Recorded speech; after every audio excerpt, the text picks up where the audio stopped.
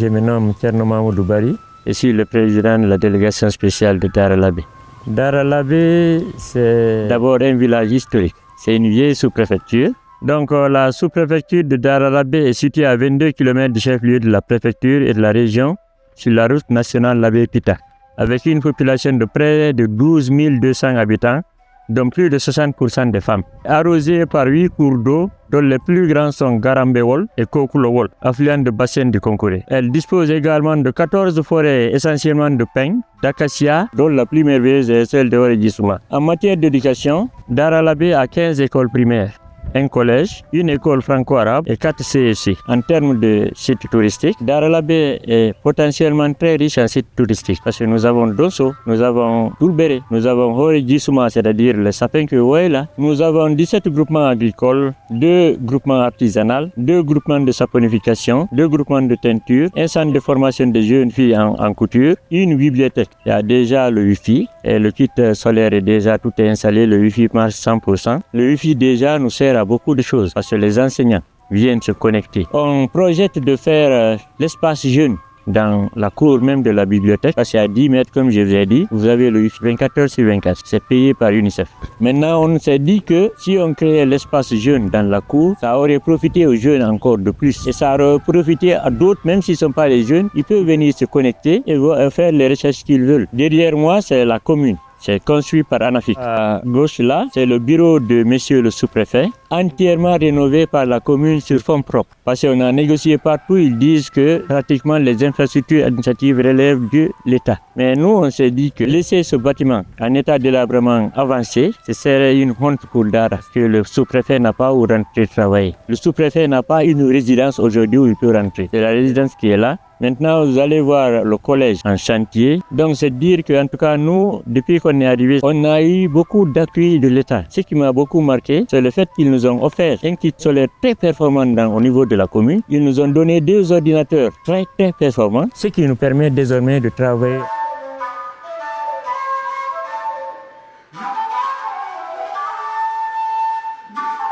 Il y a beaucoup d'opportunités. En matière agricole d'abord, on a suffisamment de plaines aménageables. Il suffit d'un aménagement pour que l'agriculture avance à Dara. Il y a les sites touristiques. Si les sites touristiques sont aménagés, je vous assure que ce serait l'une des sous-préfectures les plus envouées en matière de tourisme. Maintenant, les potentialités sont là, les groupements sont là.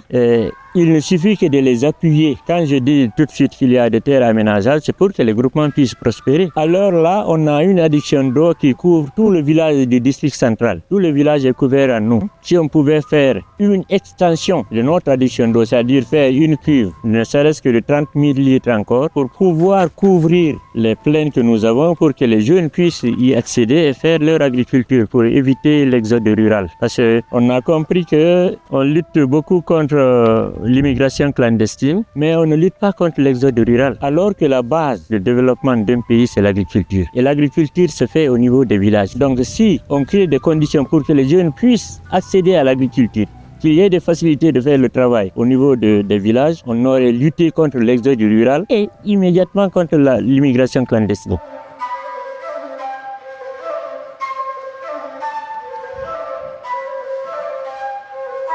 Les difficultés majeures, d'abord nous vivons de nos propres recettes, pas de subventions de l'État. L'appui que nous recevons, c'est de la part de Anafik. Anafik nous finance seulement que dans le cadre infrastructurel, alors qu'il n'y a pas que ça. Il ne s'agit pas de faire seulement l'infrastructure. Il faut préparer les gens qui vont utiliser les infrastructures là. Donc il y a le problème de bonne gouvernance. Il faudrait que les gens soient formés pour qu'ils puissent utiliser les infrastructures que Anafik est en train de construire. Donc si on a des appuis dans ce cadre, c'est vraiment une très bonne chose.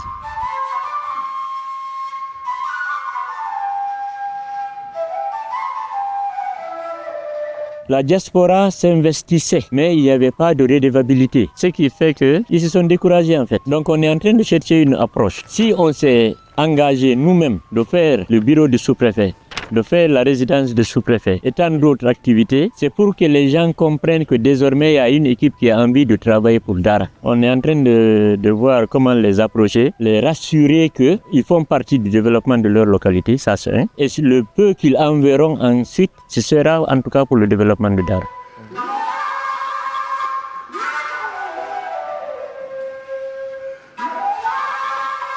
Quand je suis arrivé ici, la priorité était de mobiliser les femmes et les jeunes. Parce que c'est les bras valides, c'est les gens qui sont actifs. Sans ceci, c'est impossible de faire un développement adéquat. Parce que si les femmes ne sont pas actives, parce que c'est elles qui composent beaucoup de groupements ici. Quand je parle de teinture, de saponification, c'est les femmes. Quand je parle de couture, c'est les femmes. Les cultures potagères, c'est les femmes. Beaucoup de cultures sont effectuées par les femmes. Mais si elles ne sont pas organisées, formalisées, ce serait difficile non seulement de les gérer, ensuite ce serait difficile de plaider pour que quelqu'un vienne en assistance.